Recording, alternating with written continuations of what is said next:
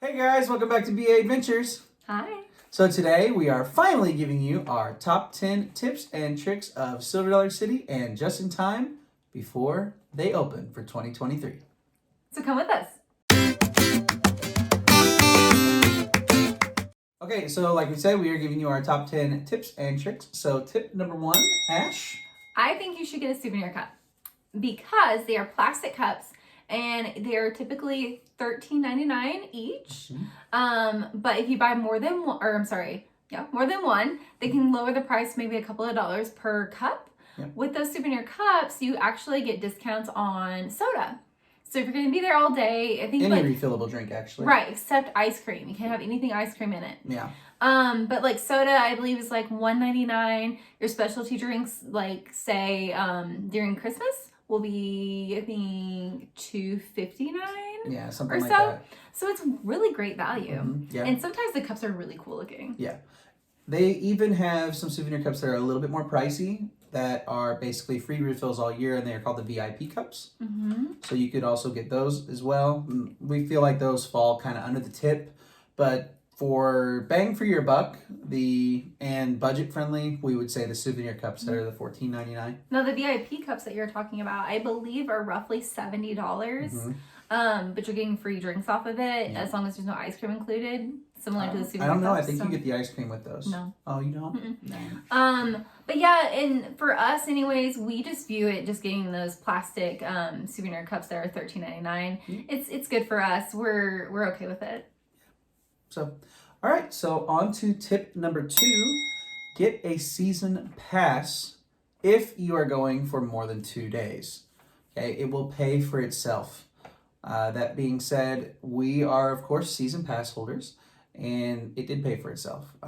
We definitely went well more than 3 times to the parks. Mm-hmm. And that being said, it was definitely well worth it. Like, we are very happy, and we renewed this year as well. So we will be going back again. Well, you also save money on the passes, not only just because you go more than 2 times, but food-wise, you're going to get discounts on food. Mm-hmm. You also, any park that is owned by the Hershend family company, you get half off. So if you go to Dollywood like we did, you get half off on tickets. So that's a spectacular deal in my opinion. Absolutely. And the Hershend family just purchased Kentucky Kingdom. Yeah, so you can get there. I'm hoping they start to refurb it a little bit and make it reshine, because the reason it was bought out was it was not in the best condition to start, and they are trying to revitalize it, and I think that they will do a great job. Which is in Louisville as well. It is in Louisville, Kentucky. So you could like actually go to Louisville, go down to Dollywood, and then head back to Branson if you wanted to. Yeah. But that being said, the silver pass is $139 per person.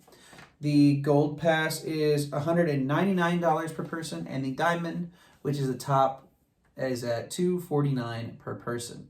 So that being said, these also come with some free bring a friend tickets if you order them at the right time. If not, the gold and diamond, not the silver, the gold and the diamond are the only ones that offer 4 free bring a friend ticket with no exclusions. The silver, it is $10 for 3 bring a friend tickets, and you cannot go on Saturdays. Right. So. And those bring the friend tickets are certain dates too. It's not just any time. They're seasonal, essentially. Yeah, they have like you can't use it past this date. You can't use it past this date. You can't use it past this date. So there is that. And I think the entire Christmas was blacked out on those. Or at least it cut off, your last one cut off before the Christmas celebration started. I am not sure. I can't remember how it went last year. But I know it went during November. I don't think it went into December because that is one of the peak seasons for Silver Dollar City. That's fair. So, yeah. Also, if you are going and you haven't gotten a season pass yet, and you buy a ticket, you can actually upgrade that ticket for a season pass as well at a discount. That's true. So. You can. So. All right, so tip number 3 is going to be trying out that tasting passport. Every season they do something like Street Fest, barbecue, and bluegrass. I'm trying to think of all the festivals. Christmas. I'm missing one. The Harvest Festival. Yes, the Harvest Festival. Mm-hmm. You can get a tasting passport, which gives you 5 tries at about 35 different things. I think it's about every location in the park has something. Even the small little kiosks have at least one thing or a drink, or it's a duplicate of another place also. So like if there's something on like one end of the park, like a drink or something, another part of the park on the other end might have it. It just depends really. Yeah. And we really enjoyed the tasting passports. Honestly, like they were something new to us that we tried this year, and we used it for several different things. And we mostly did that, and our thought process in doing so was to show you guys what all types of foods they had at these festivals and things that you could try and kind of our review of it. We were able to split it between the two of us. Now, after eating it between the two of us, there's some times where we were like, oh, I really don't want that. That's all you. Yeah. You know, I mean, you can even hear us talk about it in some of the videos. Like, that's all you. You got that. I don't want any more of it. But but that's just difference in like our palates. You know, like she has a certain palate for food. I have a certain palate for food, and that's just kind of the way it goes with some people, and that's a good thing for you guys. So that's mostly why we did it. But we also wanted to experience some of the food, and this is kind of like a bonus tip with this, like. If you're going as just 2 people, this is a great thing because it is enough food. If it's just the 2 of you eating, we think it's enough food, and we're eaters. I mean, like we like to eat food. Don't get me wrong. Like if you see me, you know I like to eat food. But that being said, it was enough for the both of us, and the portions they weren't full portions on purpose. It's a tasting. It is a tasting, but it was enough to be like more than just, oh, it's not like the little cups you get at Sam's Club for like, oh, hey, that's some good cheese. Let's go buy that. You know, it's oh man, this is like a full on like half a hot dog or something like that. You know what I'm saying? Like it was. I think it's a good size. Some people complain about it because they think it should be bigger. I don't. I think they're giving you an amount of food that's good. For tasting. Yeah. It also, keep in mind that it is $35 for a tasting passport, but if you use that season pass, you're going to get a discount.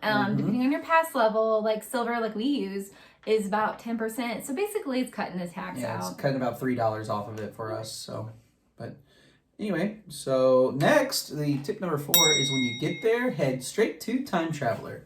So when you enter the parks and they open up the gates, you're allowed to go up to the top and be in the central top of the square. I think central square, city square, and you can stay up there. But they still have some places blocked off until it like officially opens.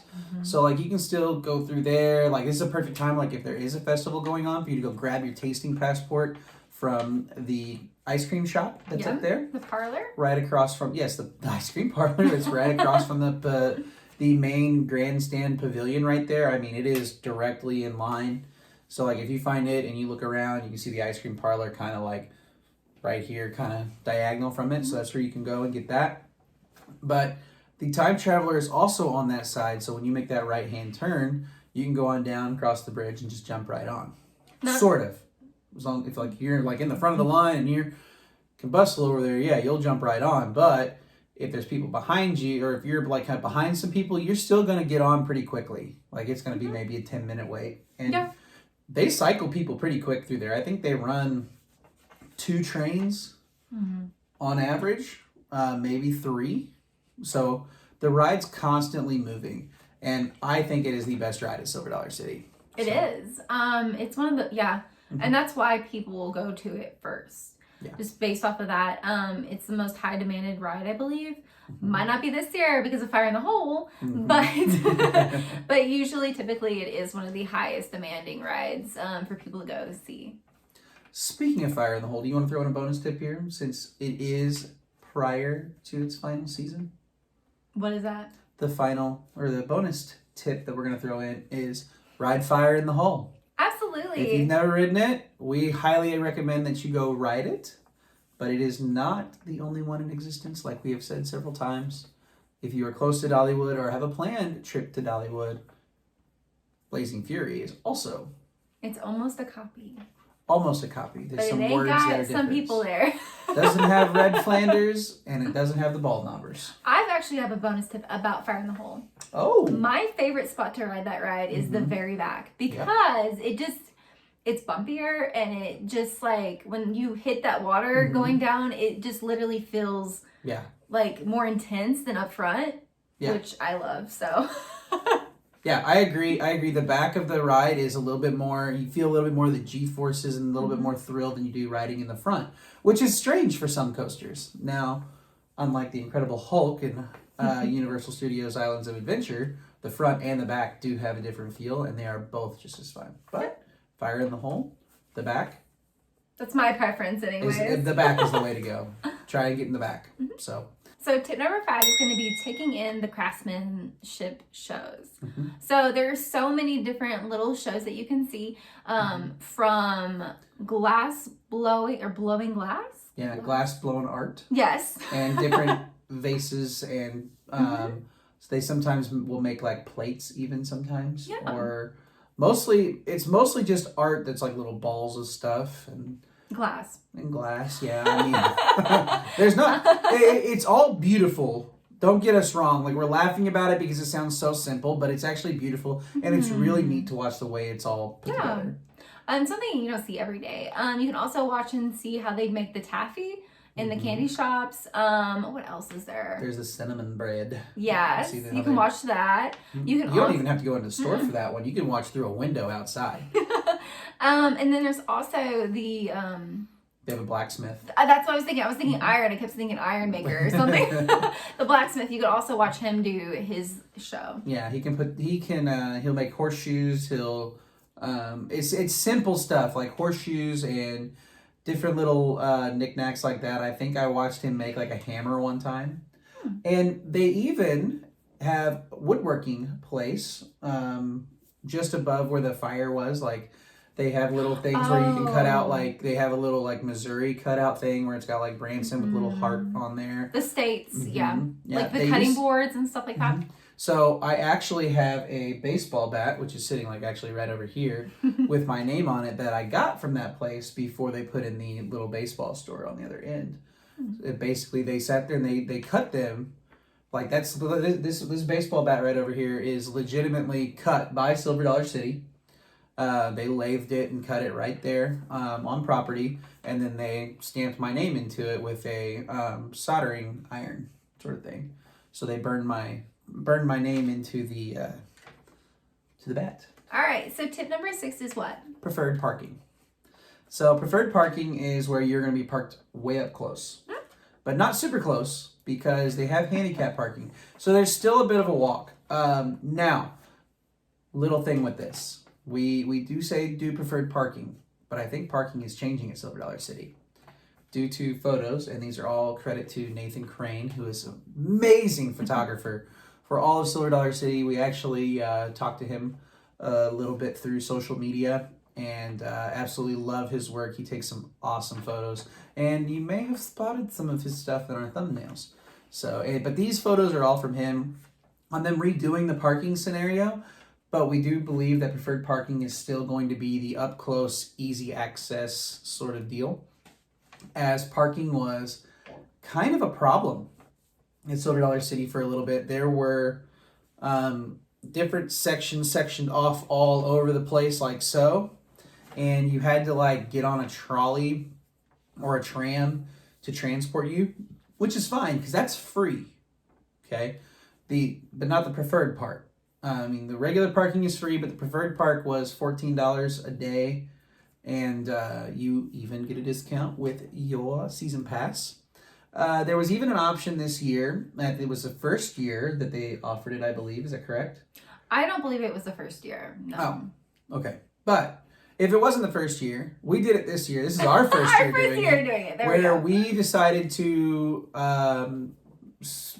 foot the bill and just pay for preferred parking for all year long instead of getting there, looking at the parking lot and going, and we realized we do this a lot and we just get preferred parking anyway. Yeah. And then we just walk up to the front. I think there was like one time out of probably more than 10 times going to Silver City last year that we didn't get preferred because we were so close. The park had just opened up, so we're like, we'll save the $14 and we'll spend it on food. Yeah. So, but I prefer it, and maybe that's because I'm a snob, because I just want to be able to get back to my car immediately. Because I don't want to wait in a tram. I don't. Does not make you a snob. I don't know. But it's one of my snobby moments about Silver City, I guess. I will say that prior to 2023, the parking situation was a nightmare to get out. To get in, very easy. To get out, kind of like, where do I go? It says exit down here, but I have to fit through this itty bitty thing, and then I gotta drive through more parking lot, and then somebody's backing out in front of me, and it's just like, I'm so glad that I was like, it says to not enter a certain place, but everybody was just doing it anyway. Well, you have people from everywhere. You have Oklahoma, you got Arkansas, you got Kansas. You have people from everywhere coming to this great amusement park, and they don't know. We kind of know, and so it kind of just it's confusing sometimes for those. It was very confusing. It was very hard to figure out the best way to get out. There was no direction, and I hope and I pray that the reason they are redoing this whole parking scenario is that's why they're redoing it. Yep. Is for that reason, to say, look, this is your definitive entrance place. This is your definitive exit place. That's it. And that's just that's my soapbox for their parking. Okay. And then we also witnessed, during Christmas time, people were climbing up the hills instead of waiting for trams. Yes. And that's not good. It's not a good look on Silver City. It's not a good look for them. Well, so they're still gonna have to. That was their choice. That's not on Silver Dollar City. Yeah. If you look at Silver Dollar City and the way it's set up, you are set up literally in hills and valleys. True. So they're trying to put parking where they can in the safest spot. So if you want to be that person that chooses to go up that hill, you climbing. I worry about safety and stuff like that, and I think that's kind of where I'm coming from. Not a good look for Silver City, just because there is a risk of someone injuring themselves on those hills and stuff. I do understand that, yes. But in my mind, if I'm the Herschen family, I'm sitting there like, well, you made that choice. True, but we know how society is nowadays. We also do know how society is. But this is a tangent. We're moving along. So we are going to go to tip number 7. So my tip is use the app. Silver City has a great app. They show all the show times, which is why you should use it. The show times actually help a lot, because what we do is we base our day around a lot of the shows. We'll be like, all right, this show starts at this time. We need to get in line about 30 to 45 minutes, depending on the season, and we're good to go. And we're gonna ride our rides, then we're gonna go back. Now on RideWise, sometimes the app's not the best. It doesn't show all the wait times. Sadly, it needs a little bit of work and tweaking on that part of it. But we've seen worse apps on major theme parks before. Yeah. So. Well, actually, Busch Gardens was the one that we were talking about. Their app was horrible, and it actually uses the same engine that Silver Dollar City uses, unfortunately, which is why you don't really get good ride times in places. And it's the same one that Dollywood uses also, for obvious reasons. It's owned by the same people. Busch Gardens not owned by the Hershens, but I believe that this app has gotten better, because things do get better as all right, well, here's our baby. What do you guys think? And people are all like, we want to see ride times. Well, let's add some ride times in. So they add the ride times in. And it kind of breaks the system to an extent, but I don't think Silver Dollar City has added wait times in just yet. It does have height. It does have required height all the way across the board, which I do like. So. And sometimes they'll pop in a wait time. Not very often. It'll say if the ride's closed as well, which is nice to have, especially if you're walking across the park. Yeah. So they just need to tweak a little bit and get the times. But for the show schedules, perfect. Absolutely.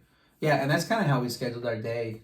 Usually, when we go in, we're like, okay, we're going to eat this time, we're going to go to a show this time, or we're going to go to a show this time, then eat after. Or if we took too long doing something else, we're like, oh crap, we missed a show. Well, let's just mix and match and eat now and then go to the show, sort of deal. I mean, we're kind of pros.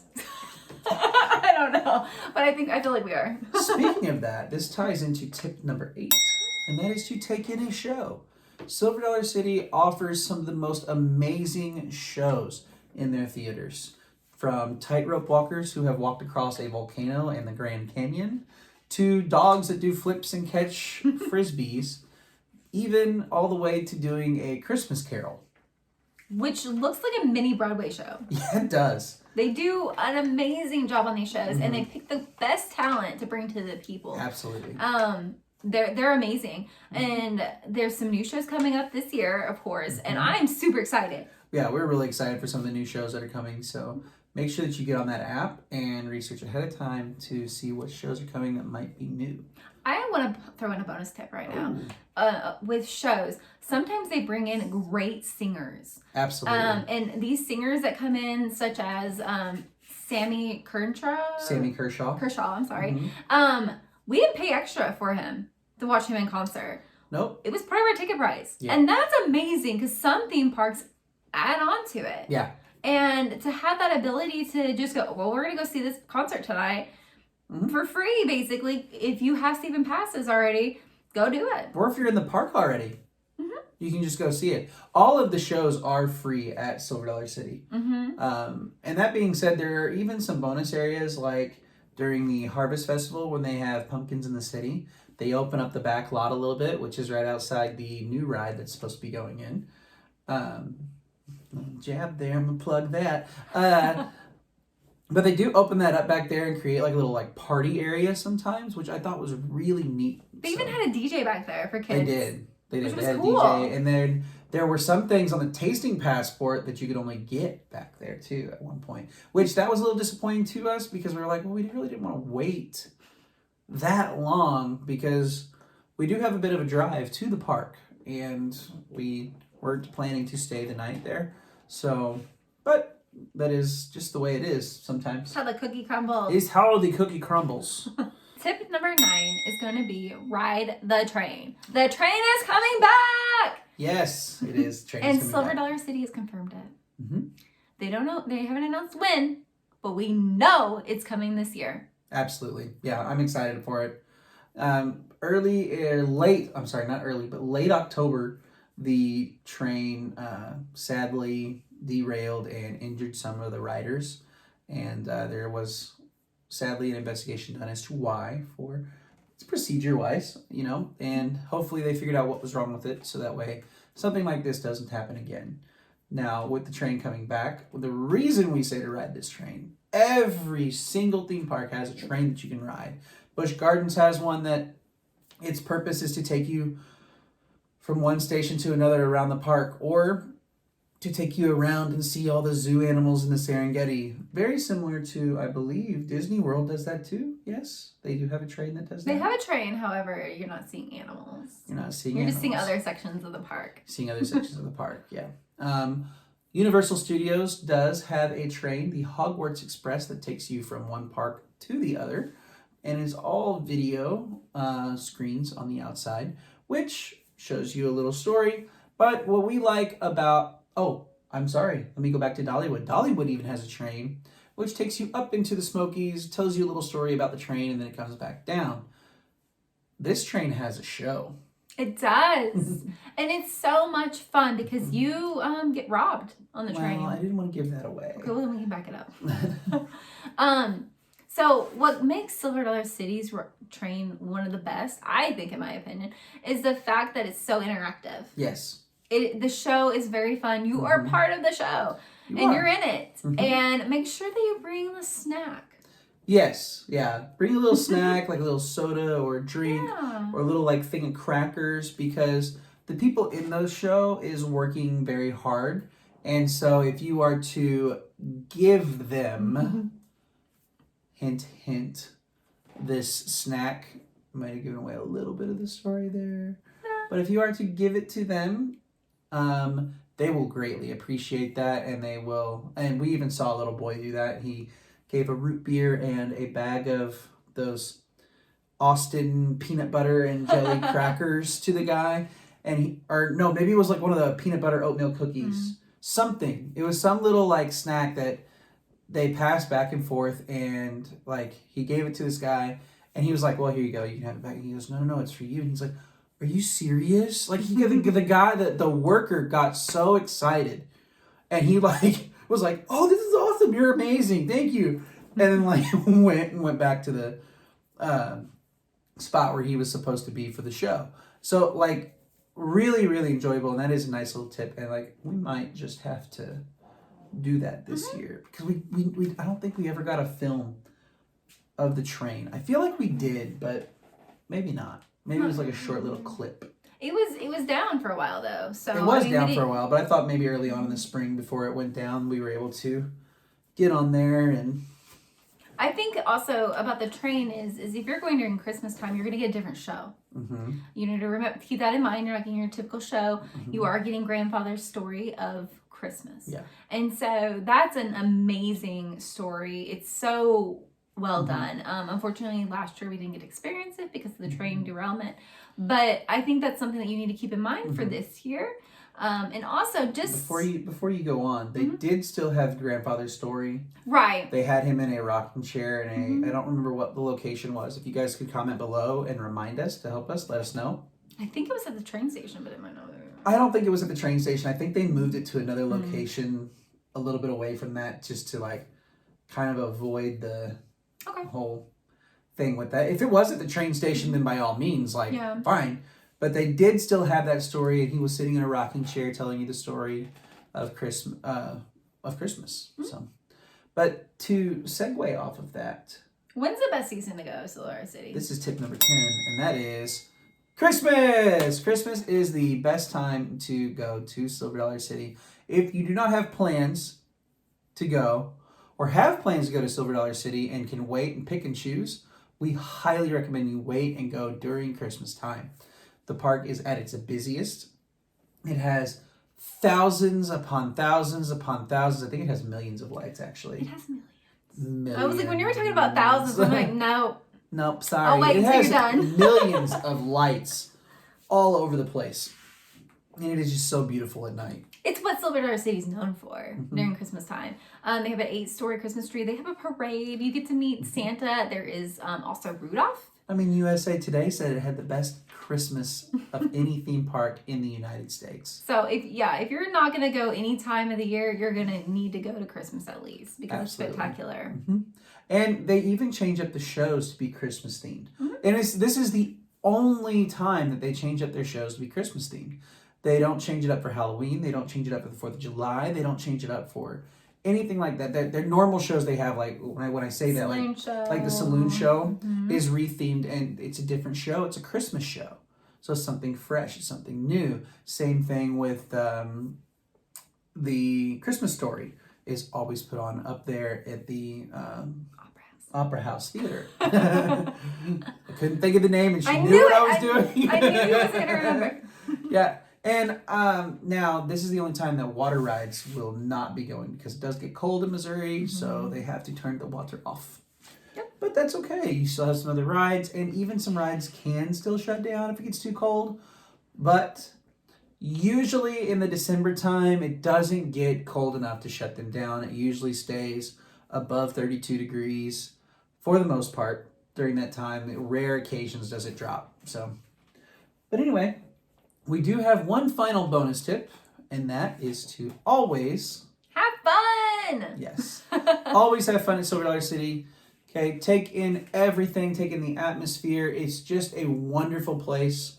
We really, really enjoyed it. Like, it's the park of our childhood. It really is. Whenever we were thinking about, like, when we were little, you know, everybody sees, like, oh, Disney World's amazing. Yeah, Disney World is amazing.